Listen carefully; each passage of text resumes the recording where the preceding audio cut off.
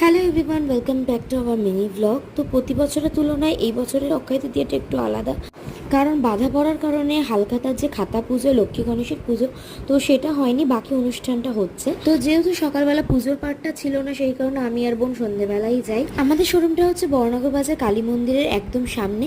Actually আমাদের ওখানে দুটো দোকান রয়েছে, এনসি চন্দ্র জুয়েলার্স এবং বিএম চন্দ্র জুয়েলার্স।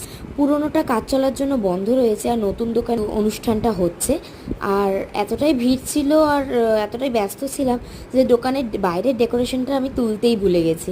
অনুষ্ঠান শেষ হওয়ার পর সবাই মিলে আমরা বাড়ি চলে এলাম। আর পরের দিন যেহেতু আমার অ্যানিভার্সারি ছিল শনিবার, তো সেই কারণে পরের দিন আর কিছু করা হবে না বলে আগের দিন রাত্রেই আমরা সেলিব্রেট করেছি। তো কেক টেক কাটার পর আমরা সবাই মিলে একসাথে খাওয়া দাওয়া করলাম। রাতের মেনু ছিল বিরিয়ানি, আর বোন আর আমি মিলে চিকেন কষা করেছিলাম। তো বিরিয়ানি চিকেন কষাই আমাদের রাতের মেনু ছিল।